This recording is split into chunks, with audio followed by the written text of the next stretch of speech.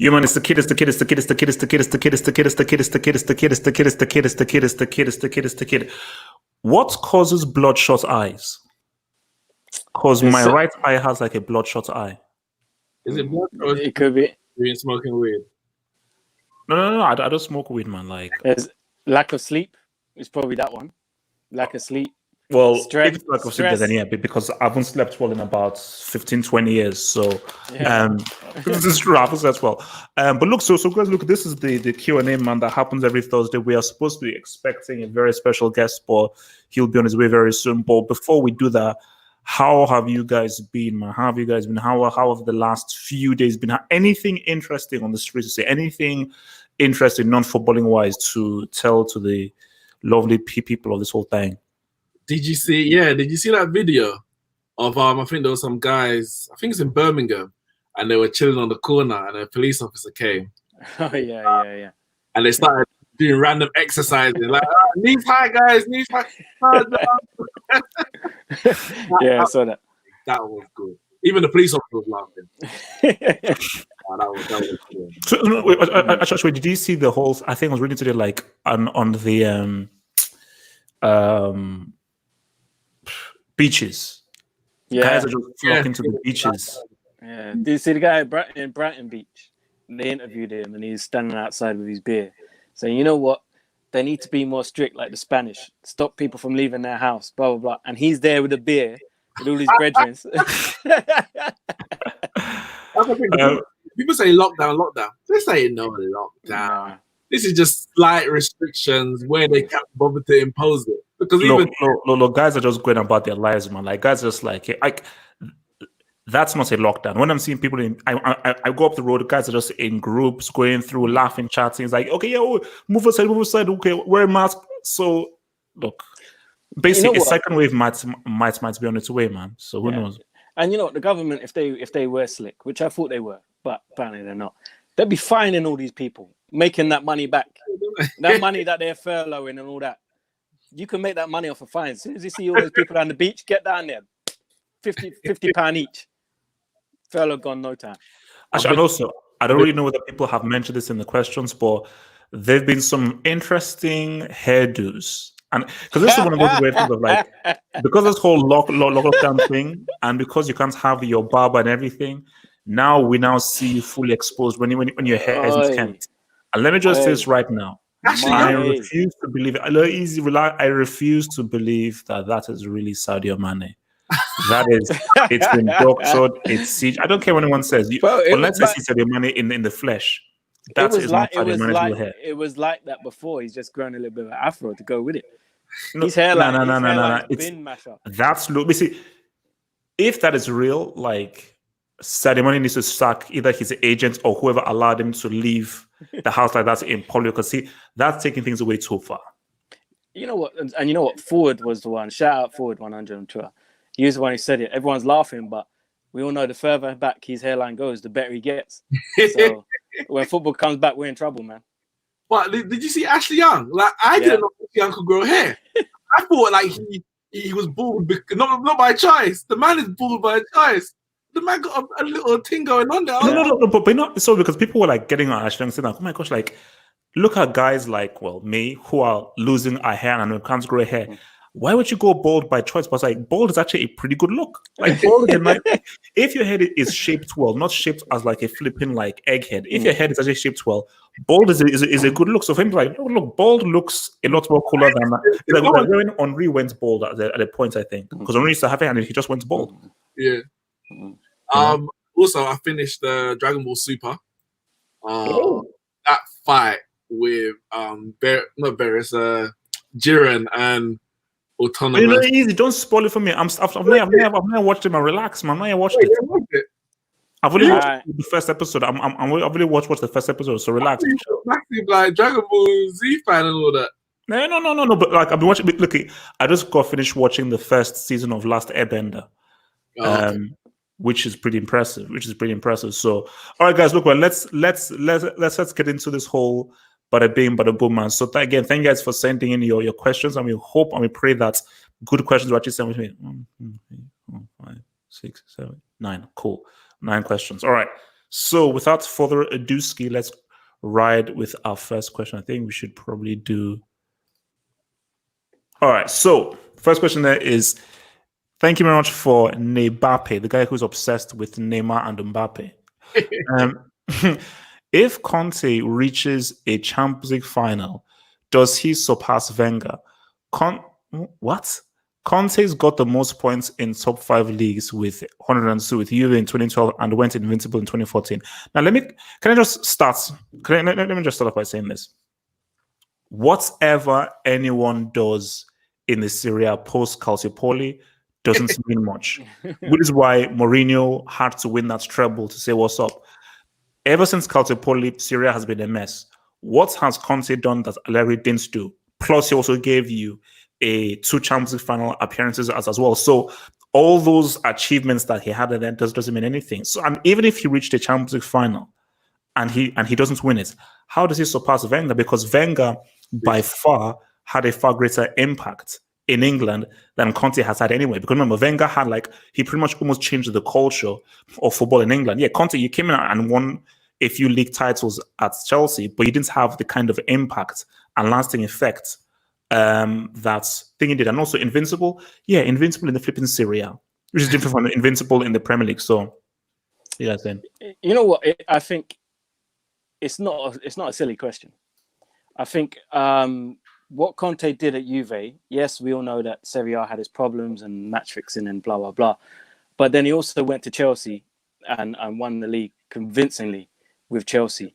So he's done it in 2 countries. He's done international management. He did quite well there. He's gone to Inter Milan. If he wins the league with Inter Milan, then you've got to say, you know what? Yes, he does, because this guy is just winning trophies wherever he's going. But I agree with you, have hope in terms of what Wenger did, his impact on. I think that's what a lot of people forget. A lot of people look at Wenger's last 10, 12 years and only FA Cups and never winning Champions League and all these things that you could put against him. But what people don't understand is the impact that he had on English football. Most of the managers that everyone swears by and everyone loves wouldn't be here if it wasn't for Arsene Wenger. Most of the players that everyone loves to watch and everything in the Premier League wouldn't be here if it wasn't for Arsene Wenger. People also look at the fact that we never won trophies throughout that period when we moved from Highbury to the Emirates. But several managers and several clubs have shown how hard it is to break the top 4 and remain in the top 4, even with spending money. And Wenger did it for 16 years on the trot with Denilson, Senderos, Squillaci, who else? I can't even think of other. Shamak, Giroud. We had all these players who were mediocre at best. And Wenger, year in, year out, got us into the top 4. When you had teams like, Leeds throwing enough money away, couldn't do it on a regular. You had Everton throwing money, couldn't get there. You had Newcastle, Villa, all sorts of clubs throwing money at trying to get in the top 4, could not cement their place. We did it year in, year out. Liverpool struggled to get in the top 4 for how long? Tottenham got there, didn't get there again for how long? So it just goes to show how consistent he was and how good a manager he was, considering the hand that he was dealt. And I think the problem that Wenger had is that he never cussed anyone out. If he was to turn on the board and say, look, you people made this job hard for me, blah, blah, blah, people would probably, support him. But because he took everything on his shoulders, said, don't blame anyone else, blame on me. Everyone did that. Man. You need to throw them balls like Ludacris would say, man. You need to throw them balls. That's not his style. He's got big shoulders. He could take it. I think for me, I can't put Conte above Wenger. I think Wenger, Conte has 4 league titles, 3 in Serie A and 1 in the Premier League. Now, winning a league title, you have to respect it, cool. But his 1 Premier League success for me is a bigger achievement than his 3 Serie A successes, even though they were all in a row, which goes to show how easy for me it would be to win the Serie A in the time that he was there. Outside of that, he's got 1 FA Cup and I think a Italian Super Cup. So even just on a achievements basis, him getting to another Champions League final and losing, what does that mean? Wenger got to a Champions League final and lost as well. He would have to win the Champions League with a team that isn't the best, and then we can have a discussion. Then we can say, all right, to the table and let's talk. Because Wenger doesn't have a Champions League, yet we still speak about him as a great manager, which goes to show how much he actually did at Arsenal and how much the massive impact he had in the Premier League. His impact goes way beyond even just the Invincibles. The Invincibles was the culmination of all the work that he put in from 1997, I think he joined. Or was it 96? Because it's 96, 97 towards the end. 97 was his first full season. Yeah. So the work that the 2004 was a culmination of that. The 2016 that got to the final should have not been nowhere near the final. Nowhere near. We have Flamini at left back. Yeah.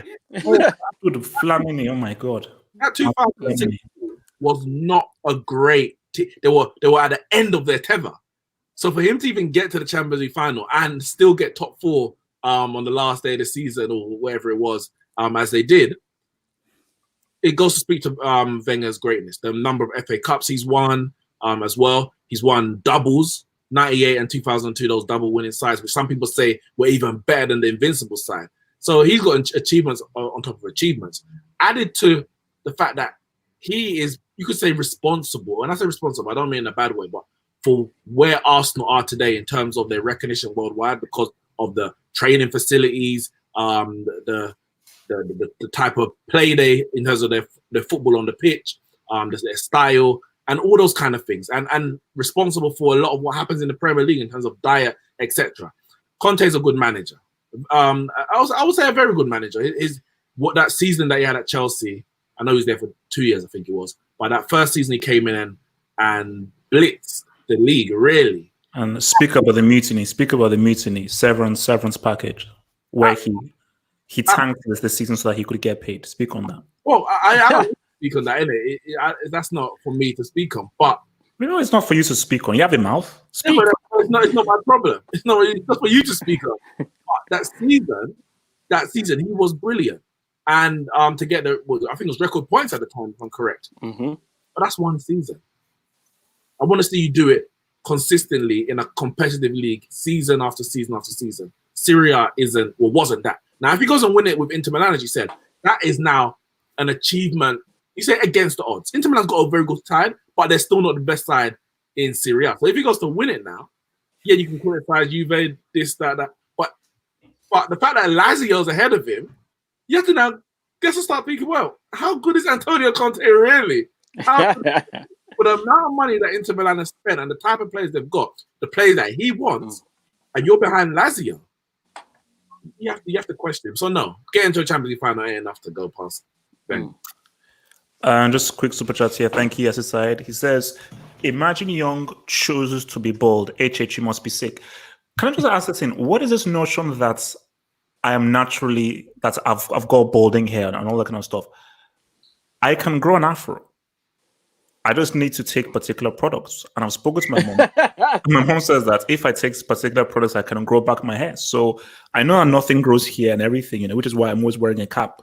And yeah, look, Nick's, I am slightly envious of Nick's. I'm not envious of Nick's footballing knowledge because it's a lack, and hence why he's here for him to learn stuff. But yeah, I'm jealous of the hair that he grows because I shed a tear whenever I look at my baby's photos because I had a beautiful afro. People used to call me Afro. Obviously, that's actually maybe slightly racist, but guys in school say Afro, man. I'm like, okay. So yeah. Well, Afro Man, I got you, man. Afro Man had the song, was it? Because I get high. That's why they used to sing it to me because I was like, hey, you're black, hey, because I got a high Afro Man. Yeah, man. And you came to school with bloodshot eyes. Yeah. Cool. Relax, man. Yes, said again says that Wenger easily top 3 EPL managers of all time. Yep. Him, Fergie, and who's the thing? Yeah, see? Mourinho. Could I say Mourinho? Ahead of. Then would he say also? Would he put Mourinho ahead of Pep? Yeah, because the side, obviously the Chelsea side had money and they were quality players, but the sides he was competing against were better than the sides that Pep won the title against. When I say that in terms of this is Ferguson's Man United. I don't care whether it was, and it wasn't our best Man United. Don't get it twisted, but it was still Ferguson's Man United. He came in on the back of Arsenal's Invincibles and won the title, losing one game. Like he hit the ground running. I think he beat. He won the title in his first season. First season. Yeah, first season. So yeah, Jose. Was that the season then he conceded 15 goals? Yeah. It's madness. Like he saw Wenger. Wenger went and won the season without losing the game, and he just knew what he had to do. He said, "We can't lose," and they did lose. They did lose, but they did enough. So yeah, I have to give it to Jose. To say so yesterday against us, if Chelsea don't play Conte, he should leave Chelsea. Well, he's not training, is he? He doesn't want to play. He doesn't want to come back. Buy him if he doesn't want to train, because he's going to train for everyone. If he's going to say I'm not going to train anywhere, no one's going to buy him. Yeah. So you're saying he doesn't want to train because of COVID, or yeah. He's got a heart condition. I believe he has. He's got a heart condition. So I read. I'm trying to. And he runs around like that. Well, someone close to him has it. I read can't be him. I need be him. Huh? Unless it's his second heart, it can't be him. No, runs around too much. That guy does a lot of running, man. So Ana Diarra used to run a lot, and he had a heart condition. Yeah. Oh, Diaby. No, Lassana Diarra. Oh yeah. And he also had a big head as well. Yeah, he did. Maybe there's a correlation there. There's bare running when your head's that funny shape. Nah, was good, man. I wanted him at Man United. Relax, man. Relax. Second question here. So this is from Eves. Do you think a team will ever win a CL with no recognizable world-class players? If not, do you think Mourinho winning the CL with Porto was the biggest feat ever accomplished by a manager, even bigger than Ranieri with Leicester? Okay, now, okay, let me. Let me go first. Let Nick land. We know what you're gonna say. Mull over your answer. Hey, you got a vested interest in this question, so I want you to think about it. Think about it first, and you know what? I'm going to allow you guys to talk. Yeah, you go last. No. So I'm going to go last. So, Devil, please. Neeks, go ahead, buddy. Let Neeks go. Well, to answer the first question, you must be asking again, because for me, the Porto side was a side without any recognizable world-class players. Now, those players were recognized as world-class after 2004. Before 2004, nobody was saying Deco was world-class, Carvalho was world-class, Paulo Ferreira, who was the goalkeeper? I want to say Rui Patricio. Vitabaya. That's it. I don't know. Rui Patricio is the current. Benny McCarthy. No one's saying Costina. These men were Manish was there. Manish, yeah. So none of these players were world class at the time. They became world class because obviously they were quality players. So that's been done. Will it ever happen again? I'm not going to say no, because this is football. This is life. You can't rule out anything. Yes, we can. You can't. Because yes. Well, I will. So it's a good thing that he added the part on the question below, because Leicester was a story that nobody would have said, I can see that happening. It was the top four. No one could even break into the top four, this, that, whatever. Leicester not only broke into it, they went and won the thing. Now, which one's a better achievement? I'm going to say Leicester. Leicester, I think Leicester winning was a better achievement. When you look at Porto's run, actually, in the Champions League, put it like this. Monaco's run was harder. Deportivo La Coruña's run was harder. They had to play AC Milan, and they came back from like 4-1 down. And the other one had to play Real Madrid, and they came back from like 3-1 down. Porto's hardest game, from the top of my head, was Manchester United, where they were lucky to go through, but they went through. After that, I would say and then Monaco also played Chelsea in the semi-final. I'm not saying it's easy. It's a Champions League. Nothing's really easy, but it could have been a lot harder. And then they end up playing Monaco in the final, which, I mean, it wasn't the worst team, but it's like when people say, oh yeah, Liverpool, yeah, but they only beat Spurs. There was that kind of Monaco shouldn't have been there. as much as Porto shouldn't have been there. Leicester, 38 games. Oh, With a team that. How good is the EPL really? 38 games with that team. Where's Morgan? Robert Huth? Yeah, that's mad. Gibson? Oh, right. What do you think of Danny Drinkwater? Yeah, you had Conte, who nobody knew. You had Mahrez, who nobody knew, and you had Vardy, who came from non-league. Non-league. Like this team were threatened with relegation the season before, and they won the league. Now, for me, I think that is a greater achievement. In terms of, yes, we know Champions League bigger trophy, but the fact that Porto have been champions of Portugal for so long, so many times, they won the UEFA Cup the year before, they were still they were a European, I'm not going to say powerhouse, but they had to be respected in Europe. They won the UEFA Cup, and we know the UEFA Cup, it wasn't a joke competition back then. Leicester, from relegation threatened to win the Premier League, for me, that's the bigger achievement. Yeah. You know what, you took the words straight out of my mouth. I was going to say about Porto winning UEFA Cup the year before. So they had pedigree. So they had pedigree. They had won. In terms of a team with not recognised world-class players winning the Champions League, if Liverpool would have beat Real Madrid, I'd have said Liverpool. Because Liverpool at that time didn't have any recognised world-class players, in my view.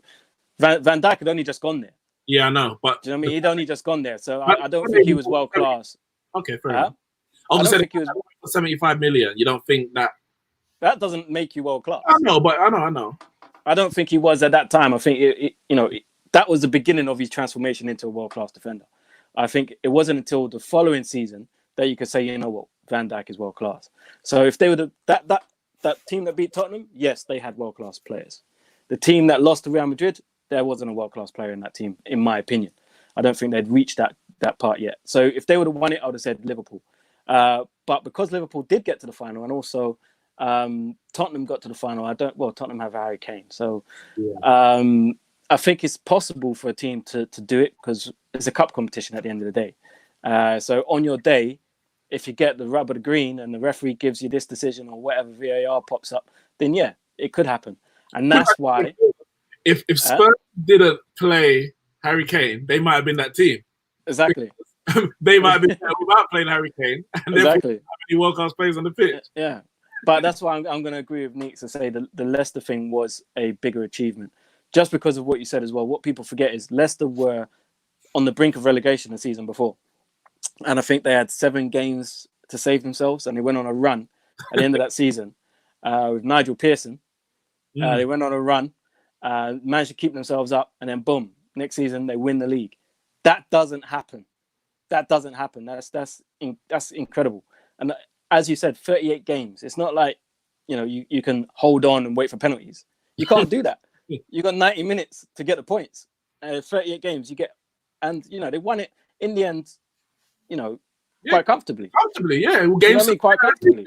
Yeah, and what's so good about it is that they changed their ethos throughout the season. So at the beginning of the season, we're going to score more goals than you. They were letting in 2 but scoring 3. And then when it got to the serious business end, they shut up shop. 1-0 win. 1-0 win. They did what they had to do to win the game. And I think Leicester, yeah. When was that? On the line, and they started getting clean sheets. Before you have her, I just want to say, a lot of people saying Salah world class. Salah was not world. Salah had a world class season. So did Kevin Phillips back in the early 2000s. For you to be world class, you need to do that season after season. Now, right now, he wasn't world class now. Now he's world class. You could not say he was world class after that. At the moment when they went to that final against Real Madrid, you couldn't say it. No. So look. I mean, what your boy did with FC Porto, coupled with Inter Milan, is why he's one of the greatest managers of all time. Hates him all he wants, insults him all he wants. I just think, even if people say, okay, the run, how hard was the run? Yale can only beat what's in front of you. At the end of the day, there has been no team like an FC Porto who had nobody that went and won the biggest club trophy. Now, I get the whole Leicester City thing. It's a lovely story. It's a fairy tale. We love it. And it makes people say, oh, how sweet. At the end of the day, how great is the Premier League really? That's the first thing. The second thing to be is how great is the Premier League really? That's the second thing. And the third thing is this. Last I checked, isn't the Champions League the bigger trophy? So as much as it's a lovely, sweet story, and we love when Ranieri cried and he did all the kind of stuff, let's put all that sappy stuff to one side. Let's just talk real brass tacks. It's the Champions League. What he did with FC Porto is insane. And I think that we have to suck up our hate and just continue no hate. What this guy did with FC Porto. This is did FC Porto have Messi, Iniesta, Xavi, Henry? No, they must have had David Villa. Did they have when Pedro was relevant? No, he did it with scraps. That is the essence of management. He had to go to the core. The core, use stone, use rock, use the bare minimum to win the CL. That is the pinnacle, the precipice of absolute managerial ecstasy. So you have to accept that Uncle Mobile. He can fail all he wants. What he's already done and his legacy is set in stone. Set in stone. And that FC Porto thing is the greatest achievement in his field. Fact. Who would you say before that was the team before that who won the Champions League without any recognizable world class talent? Ajax 95. I was thinking Ajax or Dortmund. When Dortmund beat Juve, wasn't Sama? Mateo Sama. Yeah, Sama was known like Ajax. Yeah. Everybody was young. None of those guys were known. That was the big thing because I remember when that happened in '95 because. That was like the first Champions League I think I saw. I remember there was a big deal because the guys were like, who the heck are these dudes? This is just a whole bunch of youngsters that Van Gaal had. And literally from that moment on, they then became big. But that was a time where none of those dudes, young David, young Seedorf, young Kanu, young Finidi George. Clive 17. Litzman was the oldest in that crew. And who the heck, how was Littman was not even rated that highly? What? I said Littman was world class, man. What are you talking about? Liverpool was a baller though before he went Liverpool. So, Dean Class, thank you super chats. So let's just answer this real quickly. So, if a Super League happens, who would win the most cups? It depends where teams are right. Hard to say because it would be Barcelona, Real Madrid, and Bayern Munich. It'd be between those three. So basically, there wouldn't be one team that's okay. This team would win the most. Like it is, it would be going from one team to one team to one team to one team. Like you wouldn't have a stage where one team is doing like a Juve in Syria, where one team is totally dominating. No way. Yeah, no way. Because I guess if they had that league, they'll just be buying the best players either in that league or outside the league. So if Real Madrid win it, Barca's like, all right, I need to go spend 200 million on I don't know the next Neymar, and then Man United and Man City will be like, all right, let me spend 200 million. So yeah. From Rena's side, it says which of these was the most embarrassing? Rank them: Arsenal 10-0 via Bayern, 7-1, or Ismail losing the Champions League final 3-0 up. I would go with 7-1 Milan, then Arsenal. What's the 7-1? 7-1 Brazil. Yeah, Brazil. Oh, well, just a 7. Because I was like, Man United beat Roma 7-1. So look, when we say 7-1 in football, it only means one thing, man. No, when that came up, I thought it was we got beat 7-1. I didn't say that because I was just like, we probably did. There's a good chance it was. What was the Spurs score? 7-2. Yeah. Okay. No, I'd say the Brazil one. That tops it because Brazil's such a proud footballing nation. To get humbled like that. They had Fred and Joe up front, man. Yeah, so I'd say that one.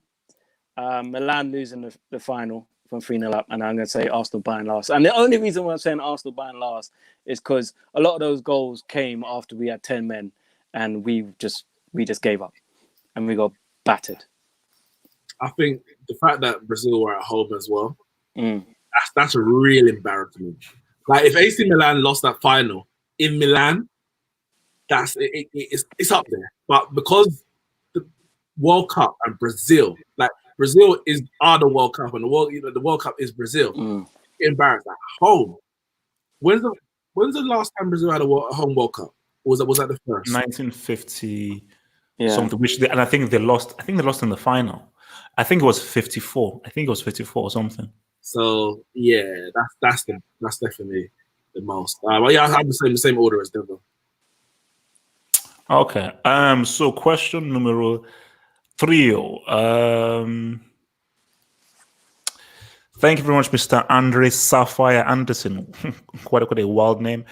Do you think they should repeat the 1997 Europe 11 versus World All-Star to raise money due to the effects of the pandemic? And how epic would it be? And if it were to happen, who would you give your money on?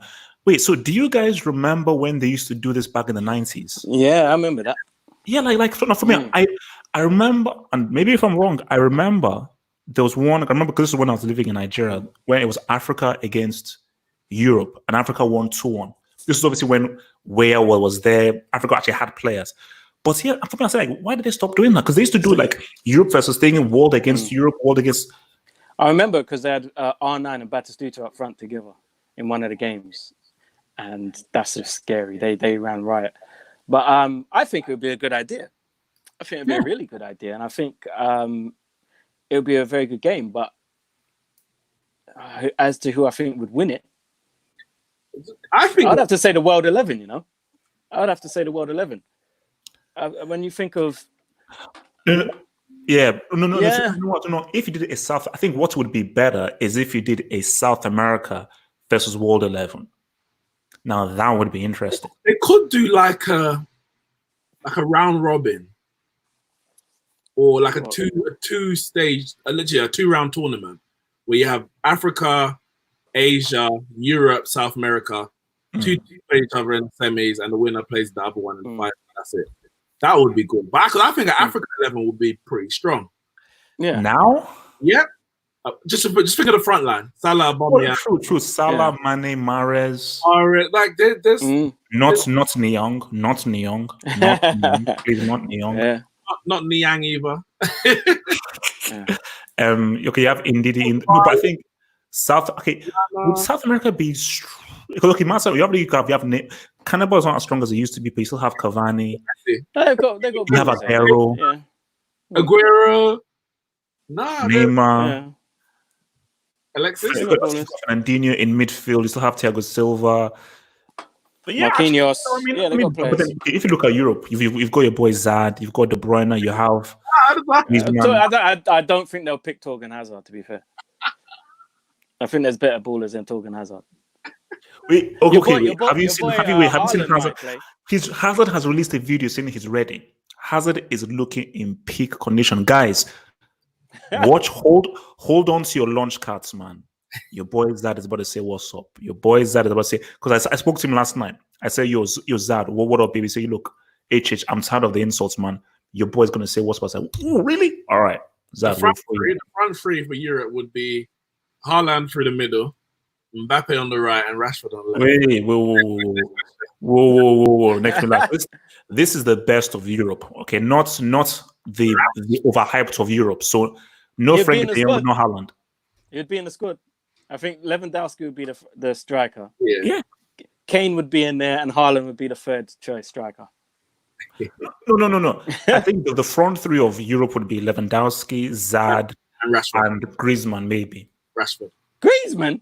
Mbappe, bro. Oh, you know what would happen? Somehow, Olivier Giroud will manage to find his way in the squad. No way. Benzema could actually get a game. That'd be a good idea, man. Or do we have to have Christina in the team? Of course. For Europe? He'll be the captain and the manager when he gets subbed off. You can't pick Christina ahead of Zad. You can't pick Christina ahead of Zad. Yeah, anyway. No, you have to go. You have to know. Remember, this is the best, not the high. This is the best. So for the best, you have to have Zad, Lewandowski, and Mbappe. That's standard. Christina, I'm sorry, this is for the best, not for you. Van Dijk, if you want, I don't care. He has to be in the side. But Van Dijk. No, look. Actually, no. That could be actually interesting for Monday. Maybe pick like a Europe 11 against like a South America 11, man. Because look, okay. Who do you think has today in 2020? Who do you think would have the strongest team, the strongest 11? In terms of World 11 versus Europe? No. So basically, in terms of Africa, Europe, South America. Sorry, Asia. I think Europe. I think player Europe. balance-wise, Europe. Yeah. I think South America are very top-heavy. And I would say Africa is probably the same. Yeah. I know they got Koulibaly and like Onana and that kind of stuff, but who's there? Where's Hakimi from? Morocco. Okay, he'll be Mm. there. Yeah. He got decent. The Africa's central midfield area, I'm not 100% sure. I mean, that might have to recruit some French guys and say, listen, you know where you were born, innit? Bring it. No. You see, now that's interesting. If they said, okay, let's now do to your origin, then Africa can say what's up. So, say Pogba, all these dudes, Benzema, please. Then Africa looking.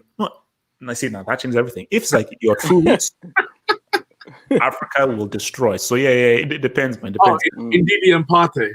Yeah, but they're breaking up. He's gonna get the ball forward. All right. I think Africa's Ziyech. Yeah. There you go. They're a decent team. Decent. I'll be decent actually. I might have let me tweet Gary Lineker first. Question number 4. Worst transfer your club has ever made? Torres. Worst transfer. Torres got you to the. I think got you. Yeah. No, in it, but got you to the. Okay, Nick. Okay, you're right. You could say he got us to the final. You're right. Sorry. Okay, my mind. Say your moment. No. Nick, you're right. Worst transfer in club ever made? Let me think. Torres. But you're a moment merchant. That's a big moment. Doesn't that mean anything to you? Okay, fine. Probably Fernando Torres. I couldn't give a damn whether he did that. Chelsea were going to win the game anyway, so that moment doesn't mean anything. This dude, I saw this thing about a few weeks. You missed an open goal. Fernando Torres, it is the greatest fall from grace in footballing history. It was. The greatest fall from grace in footballing history. So, yeah, Torres. Easily. You know, there's so many I could choose from, man. Arsenal have made so many bad transfers. So, the one that I hate the most, and it's not even like it costs money or anything like that, but it's Mikael Silvestre. Oh, that transfer pissed me off. He was clearly past these peaks. Wait, Silvestre played for us. Wait, what year was this? I can't remember what year. 6? But it's about 5 years too late. It was later than that because he was at the Emirates, wasn't he? It was I remember it was like 2011, something like that, around them times. But basically, we signed him, and knowing what Alec Ferguson is like, from when he's willing to give you a player for free, the player is no good. Every time he played, I was like, this guy's he's a spy. He's been sent here to ruin our football club. No, sorry. Someone in the comments says Sylvester never had any peak. He was a donkey. Sylvester was decent. Nah, Sylvester was good. No. He was at the point he was decent. At the point he was decent, man. He was decent. For me, it has to be Sanchez. Now it might be recency.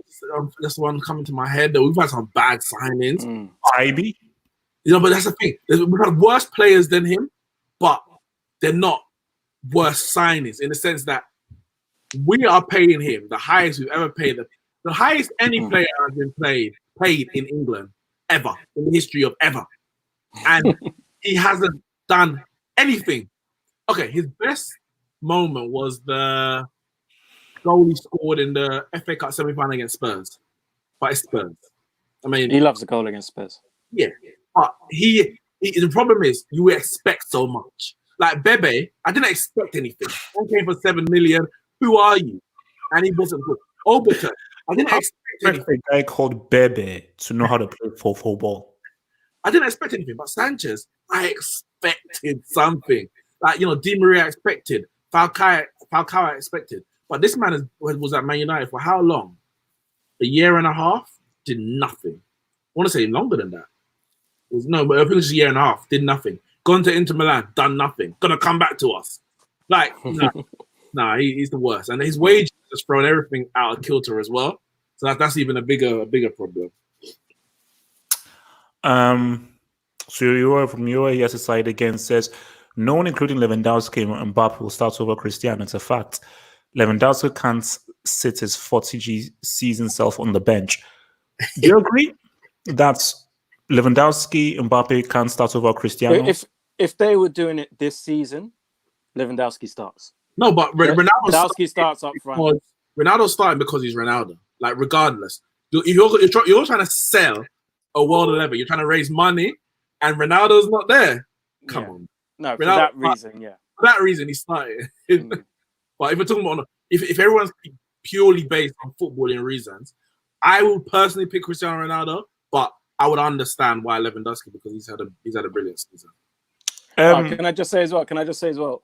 The best signing for Arsenal, and this one's for Erhan and Jay Spurs, Sol Campbell. Don't worry, guys, I got you, because Robin Van Persie, I think he's the sign of the century. Bro, he was. You know what? We have to have a conversation about Robin Van Persie and his legacy in England. No. So I don't think he's disrespected. Do you know how that would have worked?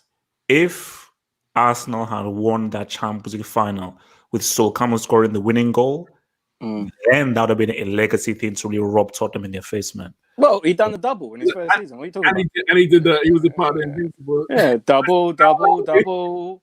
Sol Campbell's got the double. You know the thing with Van Persie, it's so funny because he spent most of his career in England at Arsenal. And you lot liked him. You lot really, Wenger gave him time. Everyone gave him time with injuries.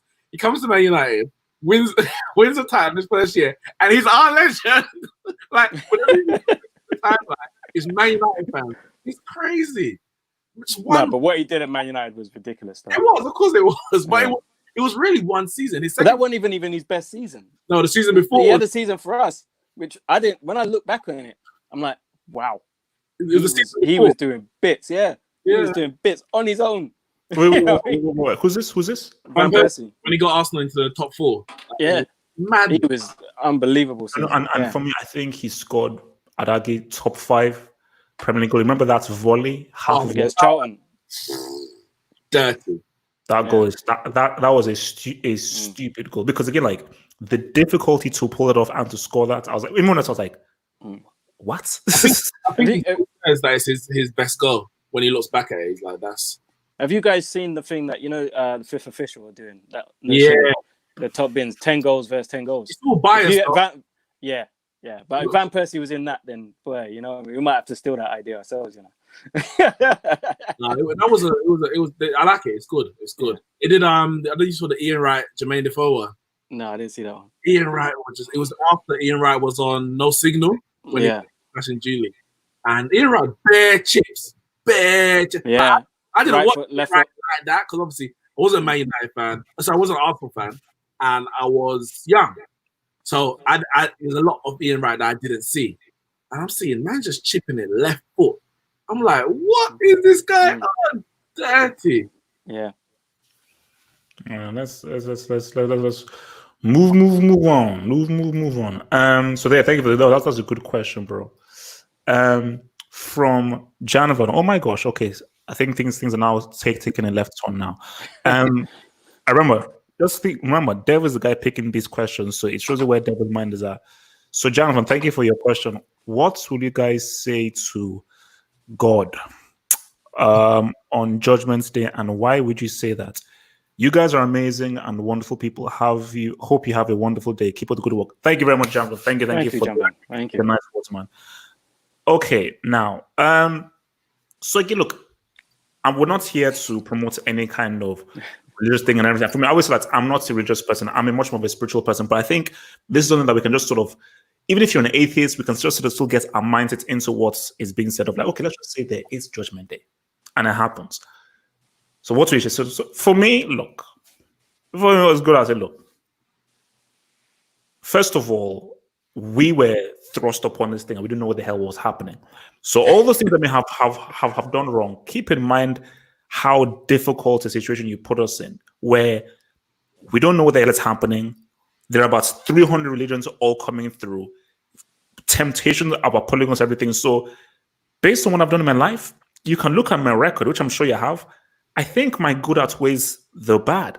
So I think I deserve to be in that pool with those lovely women in those pearly gates, sipping on champagne and caviar and nice pasta and stuff. So I think that's based on the difficulty of the situation you put me in. I think I did a pretty good job. But what I'll say is that I think that you did a stellar job in creating the air and stuff. And those people who ruined it wasn't me. I did my best because I recycled. I tried to help the animals. So I did my best. And I just think what you did on the earth is flipping amazing. And here's what it is. Yeah, I think first thing I'd say is, oh, you're real. Oh, if I had known that, I'd have lived my life completely differently. I didn't know. Where are the stairs? No. But like, who's in there? Who's in there, by the way? Just so I know if I want to go in there, if I want to go downstairs. Because you know there's going to be more fun people downstairs. So Of course. yeah, I might want to go down there, chill with them. No, but you see, Simpsons always says that because you obviously, oh my gosh, like hell looks so cool. You know, let me be real. Hell must be like the worst possible place in the world. Hell is because in my view, like hell is just like, okay, this is just the worst thing you can think of, just crapness, horribleness, and basically hell for me is like being surrounded by like neon, Carios, and every single brick, and have to basically speak to them for eternity. That's hell. So yeah, it's probably White Hart Lane. So what are your uniques? For me, I'm gonna steal a line from Tupac. He says, "I'm gonna ask God, has heaven got a ghetto?" And it's an honest question. I take the line, but it's an honest question because I want to, wherever I go, I want to be with real people. And I'm not saying it has to be rodents and cockroaches running around the place like the real ghetto, but I want to know, are the real people? Are the people who's from the streets, as Harpo would say, on the street? That's who I want to. I don't want to be there with the middle class bourgeoisie. Everyone's too posh to even maybe say good morning because I don't know. They're just confined to their own world, their own bubble. Basically, there can't be any racism in heaven, man. That's no. Relax. As much as I don't live in the ghetto, but I was raised in the hood, you might say. And we all want to get out of there. But if I'm dying now, I can't be away from these people. I need to be with the people where I came. I need to know. I know where I came from, innit? So I can't leave those people behind. I'm too good for them. No. So I would actually ask that. And if he says no, it ain't, then I might have to make a decision. Innit? Oh, what the hell? I might have to make a decision. Really? What decision? So you say, oh, heaven doesn't have a ghetto. Lucifer, what up, baby? Yeah, because my balls don't really like heat. Listen, they shoot dice and all that. That's what Biggie says, isn't it? Dressed in white Tim, black Tim, like that, all that kind of. Yeah. So, is this true, Nix? No, we tried to sign Lewandowski, but really? But he didn't want to come. So I don't think it was a choice of we can get one or the other. What was that? 2012. I think it worked out okay though, didn't it? It worked out all right. But 2012, where was he at in 2012? Was he at Dortmund? Dowski? Yes. Was he at 2012? Yeah, because 2012 he was in the final again. From 2012, 2013, they got to the. He was there latter part of 2012. Yeah. So now, if we went in for Lewandowski properly, you don't think Bayern Munich would have gone in straight away? Like that's what Bayern Munich just waited. They were waiting for the time, and they just pick off Dortmund as and when they please. The same thing when we went in for Manuel Neuer from Schalke. He had a great performance against us in 2011. Obviously, we had scouted him before that. We're like, all right, cool, we're going to go in for him in the summer. We went in for him, and Bayern went in for him, and of course, he went to Bayern. So I had a choice. I mean, yes, they're players who you can sign, but realistically, he would never have gone to us over Bayern Munich. Why is Jaron Van comment that his God is right? He didn't say that. He didn't say that. It's a hypothetical question. Yeah, damn, jumping down. Wow. Yeah, I know. Right, what's it called? From Just Beston. Since Neymar left, Barcelona bottled a 3-goal lead. Regrets. This man, you're so obsessed with Neymar, Mike, bro. He hasn't won a World Cup. He probably will never win a World Cup. So his legacy can only be so much. And yes, Barcelona have struggled. Has Neymar won a CL since he's left Barcelona? Has he? Look, man, I don't know what to say. And from your boy Martin Rosario. Now, HH is going to ask God, how many World Cups does he have? Has he seen? I say that to actually almost anyone. There are certain people that look. I'm trying to get into heaven. I'm not trying to get back into hell. So me saying that is going to take my ass to hell and look. So look, and I may just say that. Have you ever done? No. I wouldn't. Come on, relax, man. That's chill. So next question. Let's see. Okay. From Uno's. Oh, is Sav? No, it's not Sava. Oh, okay. So this is Uno Sav I. With Koulibaly nearing 29, and no top clubs seem to want to sign him. Do you think we are going to overrate him a bit? Do you think we overrated him a bit a few years ago after he had 2 good seasons? I generally heard people put him up there with VVD, Varane, and Chiellini. Did we go over the top a bit with him? No, we didn't. He was always that good, and all because a top team doesn't end up buying him doesn't mean that he wasn't an amazing defender. Because remember, clubs have missed out on amazing players, and clubs have bought crap brick players. Torres.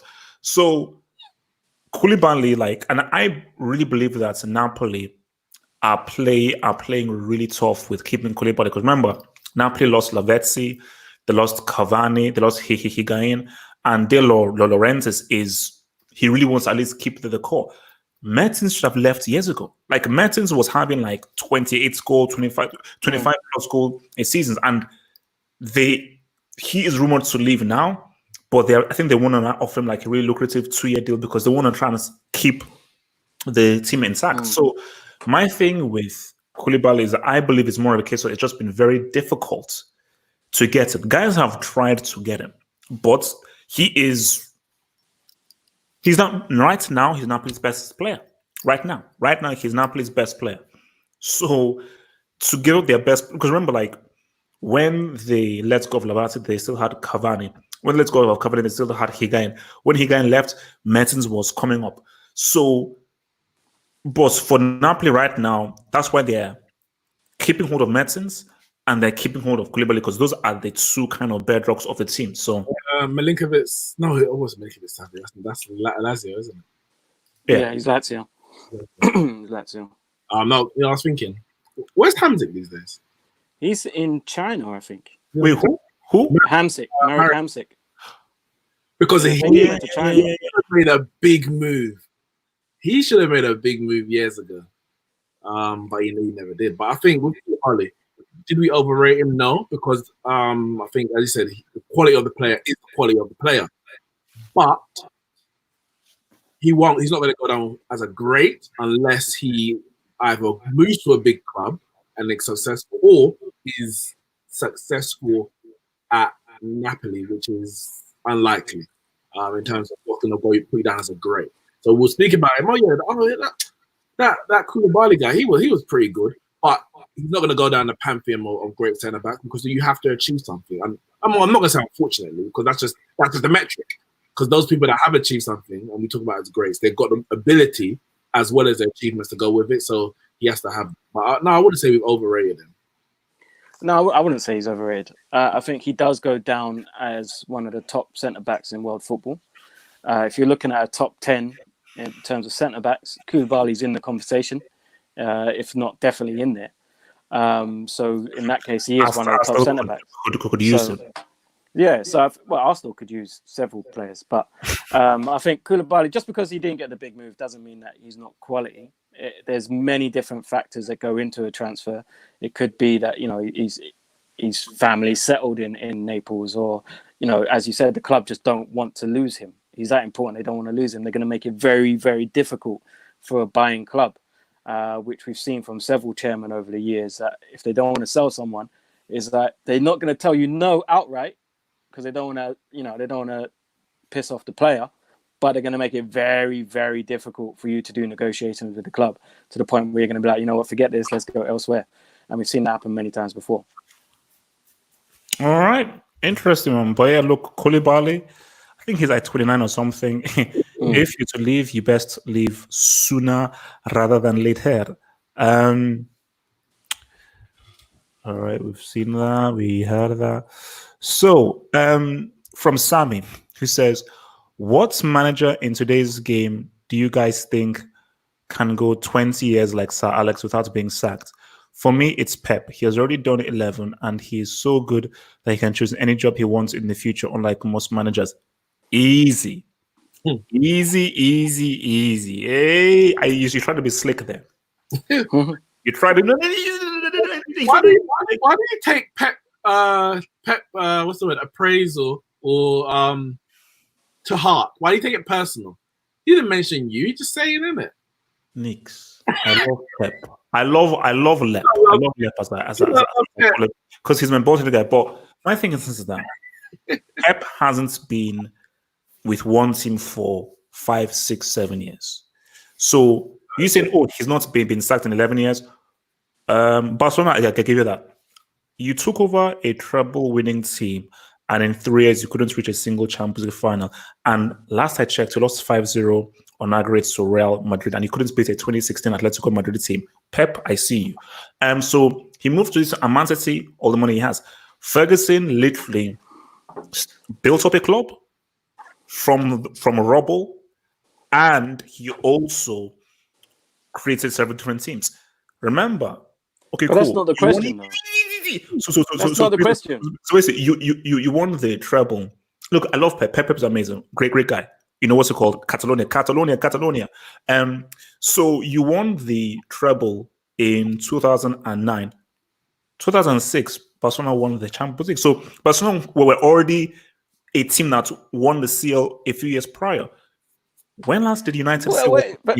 Where are you going with this? Because you're not answering the question. No. No. My answer to it is that. Okay. Sorry. Let's just get out of the way. The closest person. I'll keep it real. I don't think there is, which is what makes Ferguson special, because in every manager I see a sell-by date. If Klopp was like, okay, I'm going to be in Liverpool for the next 10 years right now, I don't think he will have the same success as Ferguson. I think that tactic and that system will get found out. I don't see in any manager the ability to destroy, rebuild. Now, Klopp could do that, and he could do that, but I have not seen anything. You could argue that maybe Klopp, because look at what he did with Dortmund. And I look at what he's not doing with Liverpool right now. And these were players that he was able to extract and buy. So he's not spent crazy amounts. And look at the kind of two teams that he built. If Van Dijk never took his Dortmund people, I think they would have won the Champions League if he had been able to keep that team intact. But for me, I just think that I don't really see a manager out there who has the attributes to rebuild and make and be able to adapt their system with, okay, we can defend, we can counter, we can go attack, we can hold the ball. Because Ferguson was like a chameleon in the way that this is the players I have. I will now create the best possible tactic for these players here to succeed. So again, you didn't. I think you misunderstood the question. And the reason why I'm going to say Pep, I agree with that guy. Sorry, was it Sav? His question, because Pep won't stay at a club long enough to get himself sacked. So, in effect, what he said is Pep's never been sacked in 11 years of management because he doesn't stay there long enough to get sacked. So therefore, I think Pep can go 20 years without being sacked because in one club. No, that was not the question. Oh, then see, this is what I tried to tell you before you went off on some rant, and I was like, "That's not the question. You ain't answered the question." What is this guy's bloody question, man? What? No, he goes. Where is it? No, not that one. So he said, which manager in today's game do you think can go 20 years like Sir Alex without being sacked? Pep has already got 11 years. Okay, Pep. No, and Simeone is the other one. Well, the thing with Simeone, Atletico will never sack him. I don't think. But if he was to leave Atletico, I see him as a sackable manager because he might punch up a chairman or something. Oh, he does all of that. Everyone ain't gonna love Simeone. Whether it's the style of play, players, etc., in terms of the way he is as a manager. And if he used to leave Atletico, when he does, there's not he hasn't got any club available to him. So the club that he gets might not be the best club in that country or that league, whatever. And therefore, it might be a bit difficult. It's like, oh, we need you to challenge for the title, and he doesn't challenge for the title, and he gets sacked. Like Atletico, he's got something good going on there. Whereas Pep, as the question said, he's got the choice of pretty much anywhere he wants to go at this stage. We don't know what's going to happen in 5-10 years, but the likelihood is that once he leaves Man City, he's going to have pretty much every opportunity to go elsewhere. He'll have to go catastrophically wrong for him to be sacked from whatever job he goes for. But I just think, obviously it's easy to say he hasn't been sacked because, Wenger wasn't sacked. And, technically he wasn't. Technically he was. Technically he wasn't, but I think in reality he was, but it wasn't official as a sacking. But you can't, for me, you look at Wenger compared to Fergie, and Fergie's way past him. So not being sacked is not I know I'm not saying the question said that, but just to clarify, it doesn't guarantee that you are as successful as another person who's never been sacked. As you said, people are jumping from club to club. You might have 2 years there, it wasn't too good, so you move on. And that's why you sacked from that job. All right. So, Nix, I want you to help me out here because this is a fellow United brethren who I believe might be as delighted. So I just want you to please be real with him. So he has to say Bruno, Pogba, a dude called Fred, Martial, Rashford, okay, McSauce, a guy called Scott McTominay. Easy. Shout out to Scotland. Nicholas Sturgeon. What up, baby? It's a wrap. You might as well award us number 21 plus Jadon Sancho, which is a license that's actually coming to Chelsea. Easy treble. Easy. Now, Nick, can you please be fully honest with your fellow United fan and say he is dreaming and he is completely not deluded, please? Please. First things first, Yasser Saeed, big up yourself. Never ever small at yourselves, as Margs tells you to. Don't worry about that. Don't worry about that. If you know, you know. First and foremost, listen. That's a decent team. That's a decent. Wait, no, Nix. Give some truth. Don't talk about the team. Give some truth. The truth is, that's a decent team.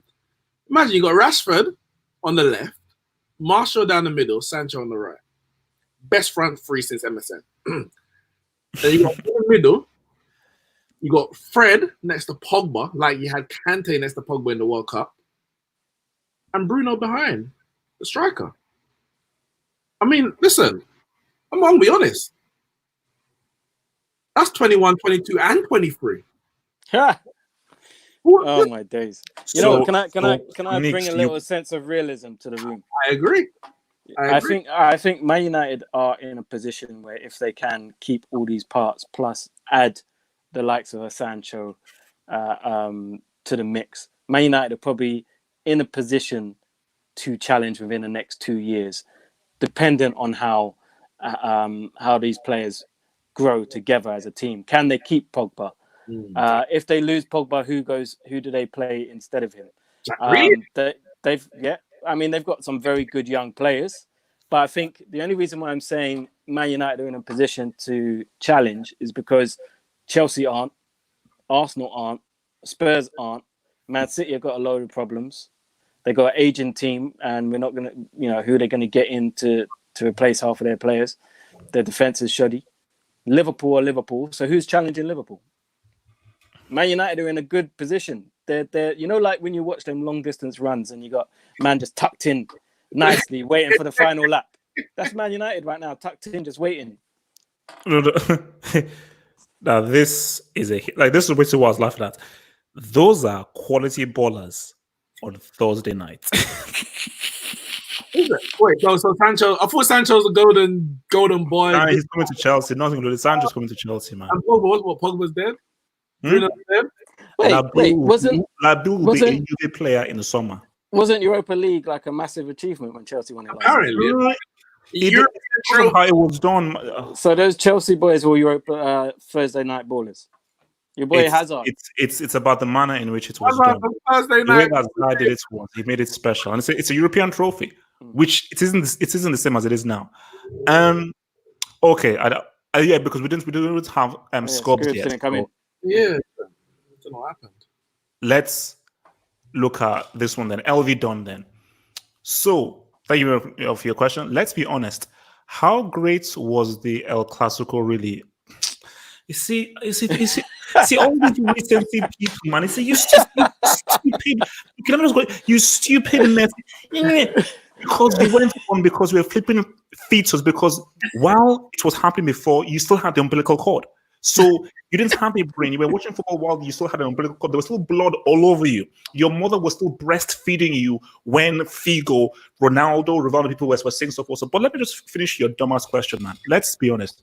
How great was the El Clasico really before Messi and Cristiano?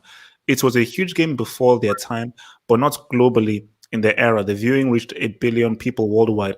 They are simply goats in the highest order. Oh, you stupid piece of crap!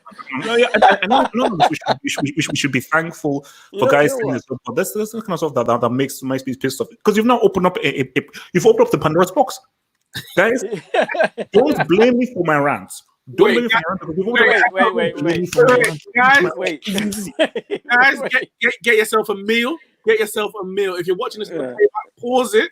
Get a meal. Come back. Well, can I just say one thing?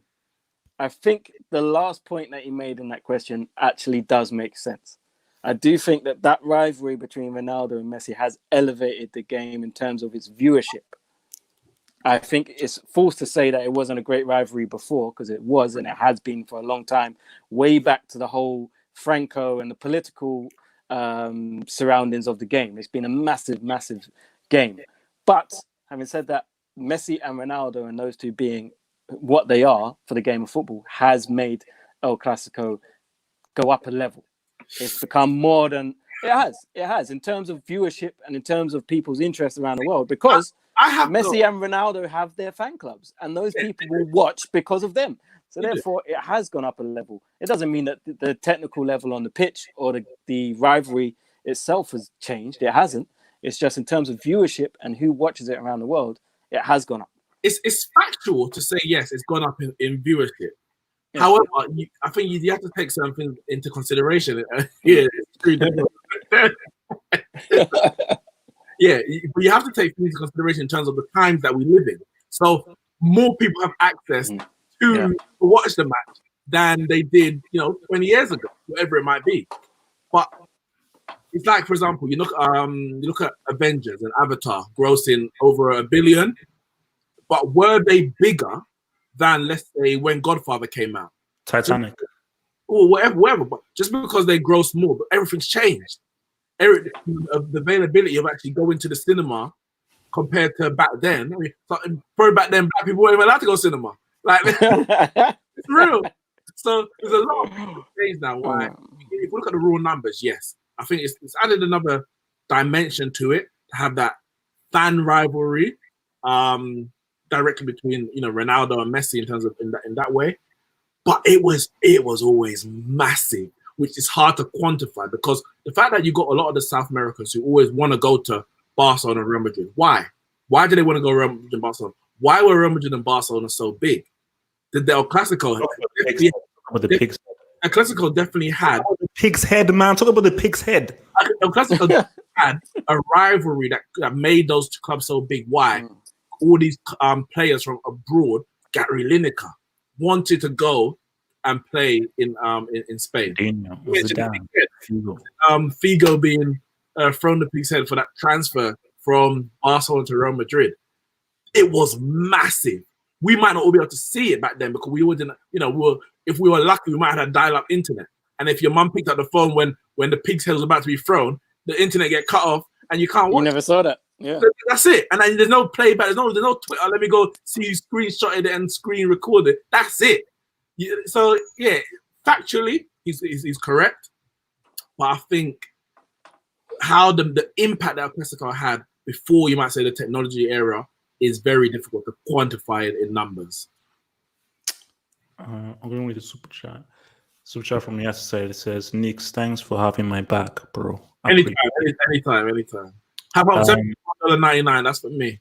So let me come in here in the most civilized way possible. The guy that sent that message isn't a football fan. The guy that sent that message is a cultist, is a fanboy. You are a fan of a specific player and you are poisonous to the purity of football. Because in your decrepit mind and brain, you don't care about football because you went watching football before Messi and Cristiano. You just got here. This house was built and has been living for hundreds of years. You just walked in with your cool new shoes. You want to now use the kitchen? You want to use the living room? You want to use the TV? You're putting your legs up on the sofa. Say, whoa. You just got to this. You just got to the crib. Sit your ass in the corner and I'll tell you the house rules. And maybe in a few years, you can sit on the sofa in the corner and watch the TV in the corner. El Clasico has always been El Clasico. Now, you're right. The numbers have gone up based on Messi and Cristiano's popularity. But you see what that clown wrote? Oh, the two goats. Oh, so in your little, minuscule, stupid, irrelevant brain, these dudes are goats because they are popular, because they brought the most people. They're not goats because of the World Cups, because of the amount of trophies that they've won internationally. They're goats because of how popular they are. So you should never, in your sad, stupid life, because it's people like you that make me sick. You should never, in your sad, stupid life. Let me put the thing away. You should never, in your sad, stupid life, ever talk on football because you're a flipping fanboy. You have flipping posters. You have flipping orgasm. You have flipping wet dreams over people like Messi and Cristiano. That's all you are. You just idolize these people who don't care about you. They'll never care about you, and that is all you are. Never in your life discuss football. El Clasico was big before Messi and Cristiano. It will be big afterwards. And I'll be watching it and I'll be commenting on it afterwards. So I cannot wait. I can't wait till Messi and Cristiano retire because Mbappe is coming. Oh my gosh. If Mbappe wins that CL, I've got the tweets. I've told you. If Mbappe wins that CL, that's why, please, by God in the heaven, if Mbappe wins that CL, these guys are done. These guys are done. My narrative is cool. World Cup and a CL, they're done. I'm done.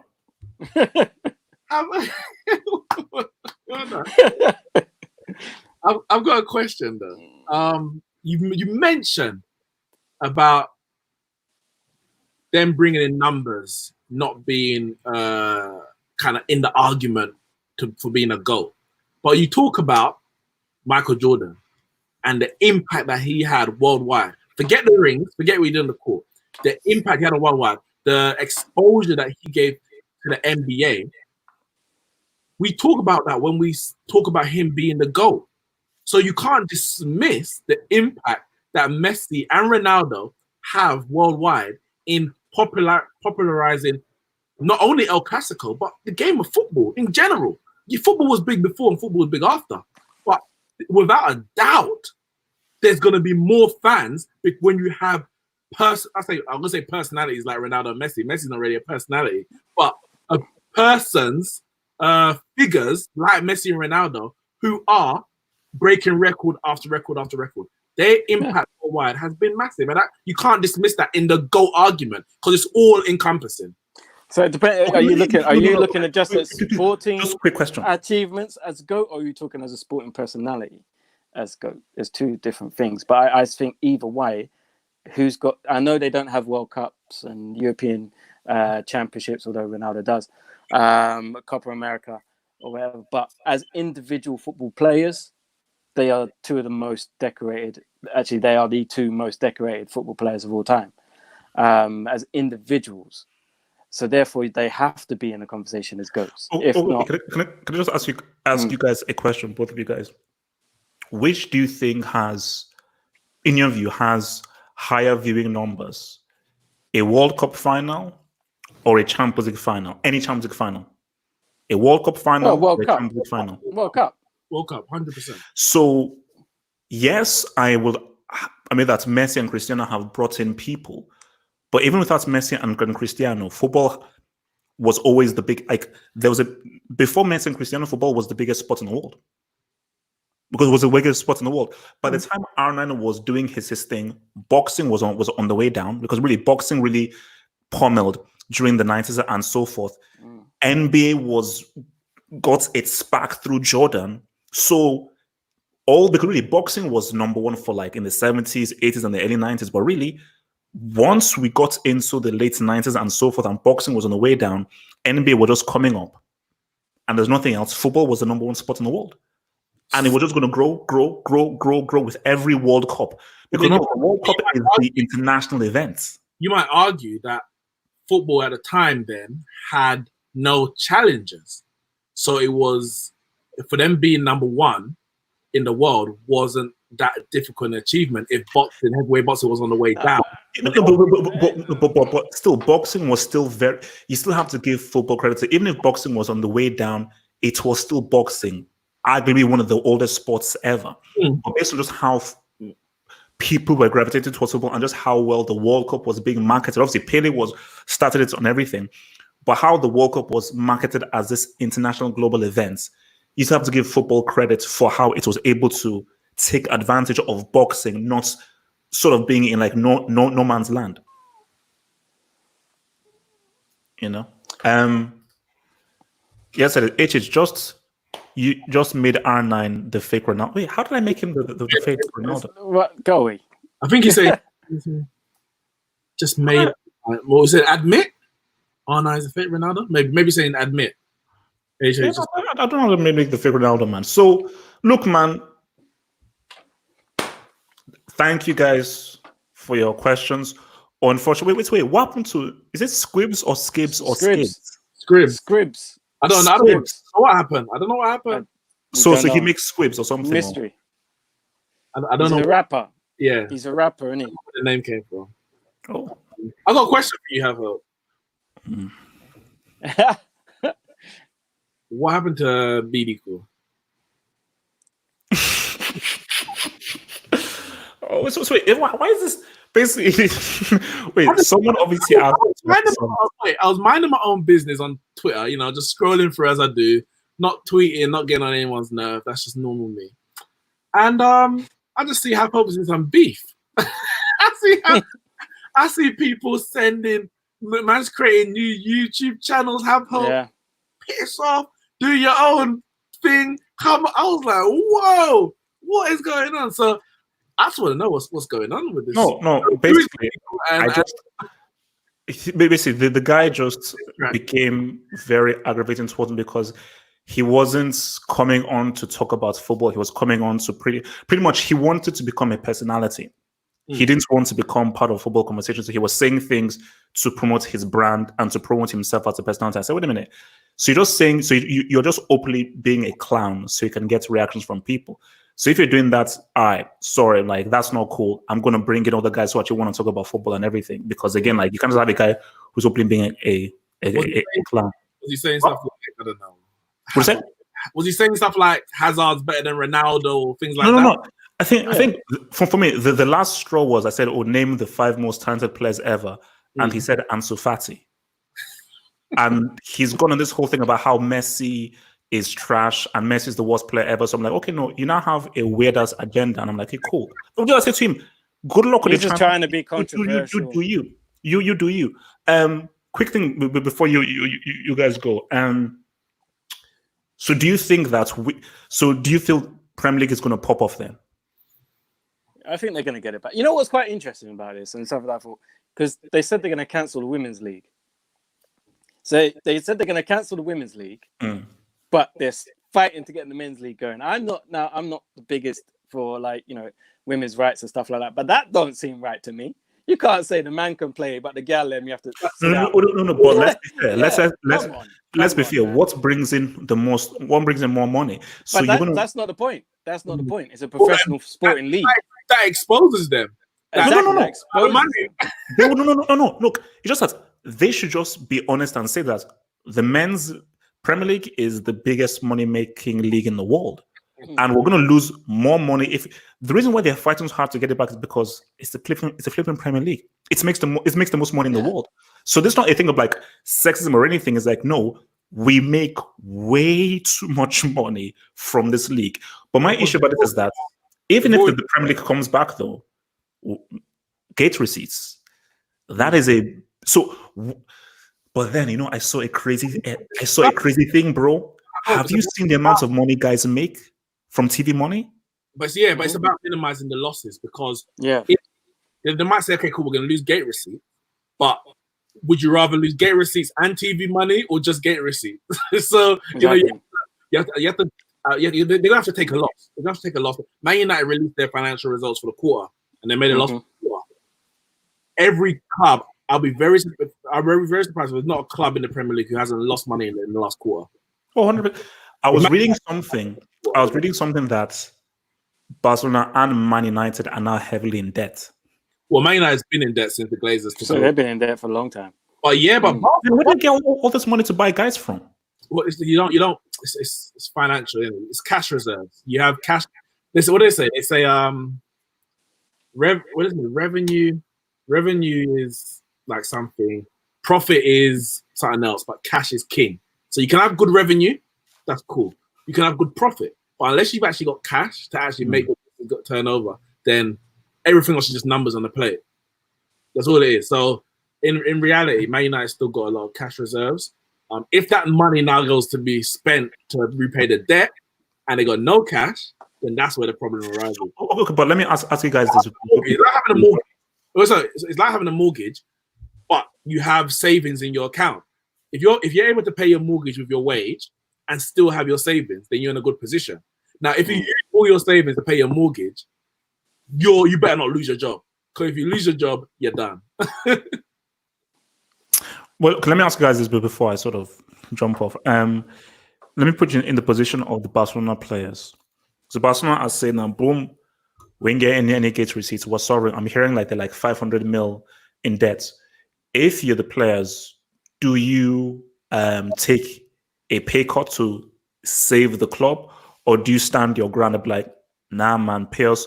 Because I think basically they say Barcelona is the most expensive club in the world, so their expenses are the highest expenses in the world. So do you stand? You have to pay Messi, innit? At the contract, pay us, or are you like the only way we can actually save Barcelona financially, because these guys cannot survive because they've not had basically. They will not have any gate receipts for the rest of the year. What do you now do as players? It's a tough one because, I mean, half of the players, I imagine they're going to sell a lot of players that that they don't need. There's going to be a lot of surplus players being sold, so that will bring in money. I don't know if they're going to want to ask the likes of Messi to take pay cuts. Do you know what I mean? That guy has a lot of cheddar, man. He has a lot of cheddar, but he also makes them a lot of cheddar. You sell Messi, or you upset Messi, and he rocks off to Paris or Manchester. Not only have you lost Messi, but you've lost all of the endorsements which he brings your club, which is probably half of that 500 million figure. Do you know what I mean? So it would be stupid to touch him. There's others who can go. Get rid of Griezmann. Do you know what I mean? Get rid of I don't know who else they've got who's got sell-on value. De Jong, Rakitic, all these kind of players that Coutinho. you could probably Coutinho. Yeah, you need to get rid of Coutinho, man. Like, even if you're not in debt, even if you're swimming and you've just won like El Loterio, you know what I mean, and you're like laughing, you got money in the bank, sell Coutinho. You know what I mean? He's got to go. So I think Barcelona will be all right, and it's just a good news story.